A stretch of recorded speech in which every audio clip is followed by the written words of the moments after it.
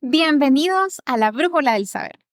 En este episodio titulado ¿Cómo desarrollar la expresión oral en el aula?, nos adentraremos en el mundo de la didáctica, concretamente en el uso de estrategias cuyo objetivo es desarrollar competencias comunicativas en los estudiantes. Somos Ixi Ramos y Ofelia Martínez.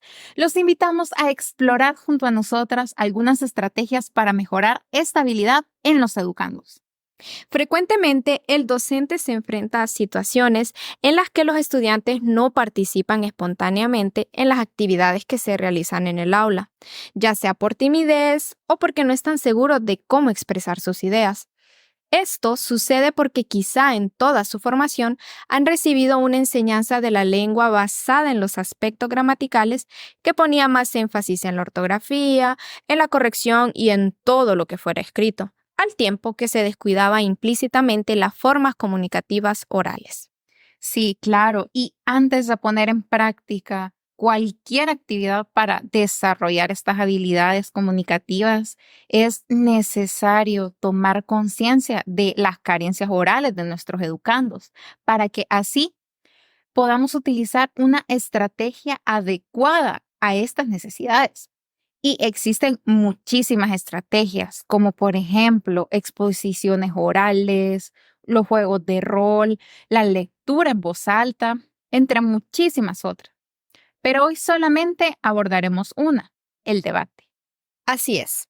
Bien, sabemos que debatir es un acto propio de la comunicación humana que consiste en la discusión acerca de un tema polémico entre dos o más grupos de personas, y que estos no lo gana necesariamente quien tiene la razón, sino quien sabe sostener mejor sus ideas con argumentos convincentes.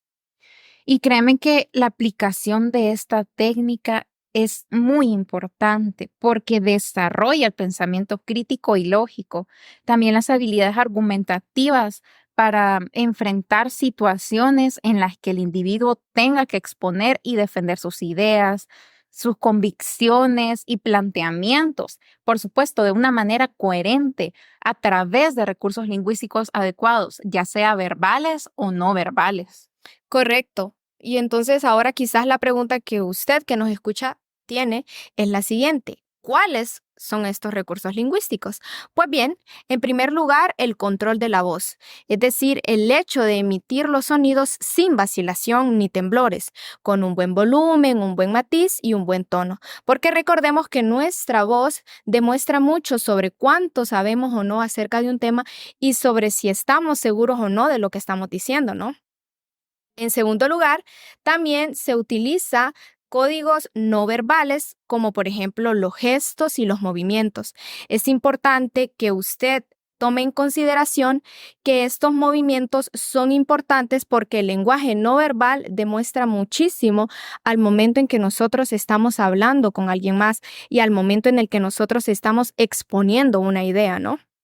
Y finalmente, en tercer lugar, el control de la mirada. Esto es muy, muy importante porque nadie quiere hablar con alguien que no lo vea a los ojos. Es decir, los interlocutores necesitan que la persona lo vea, ¿no? Entonces, por esto es muy importante controlar este aspecto. Ahora bien, por otro lado, la técnica del debate fomenta valores importantes para poner en práctica en su vida cotidiana, como por ejemplo el respeto a las ideas y opiniones de los demás, el control de las emociones, el uso adecuado del tiempo y también el trabajo en equipo, entre otras más. Exactamente, como dice Ixi, ¿verdad? Una mirada nos dice más que 1000 palabras. Pero ahora nuestros oyentes deben de estarse preguntando, ¿cómo se planifica un debate en el aula? Bien, para desarrollar la expresión oral se requiere de un plan didáctico. Este debe ser coherente y, por supuesto, adecuado a las circunstancias. Es muy importante señalar que para aplicar esta técnica es necesario que inicie con una actividad distinta a la conceptualización. El desarrollo de las competencias lingüísticas no se logra solo con la teoría, sino con la práctica. Por eso es necesario que seleccione los temas más polémicos del momento, como por ejemplo el racismo, las drogas, la educación sexual, el civismo, el vandalismo, etc. En cualquier caso, es bueno aprovechar las circunstancias y las noticias de la actualidad para motivar a los alumnos. Correcto.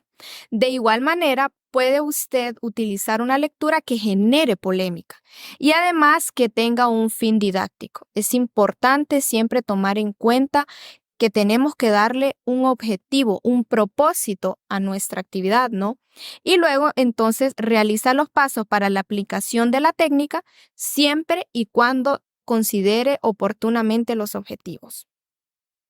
Finalmente, es importante también tomar en cuenta que en el campo de la expresión oral, el manejo del grupo es todavía más importante, ya que lo oral es interacción y esto significa que se debe disponer a los alumnos de formas determinadas para que se expresen entre sí. El profesor es quien debe de decidir si se trabaja por parejas, en grupos pequeños o en un gran grupo como tal. Correcto. Y así concluye este episodio de la Brújula del Saber. Esperamos que hayan disfrutado de este viaje tanto como nosotras. No olviden suscribirse para más contenido educativo y literario. Y recuerden, la Brújula del Saber es tu guía hacia el conocimiento.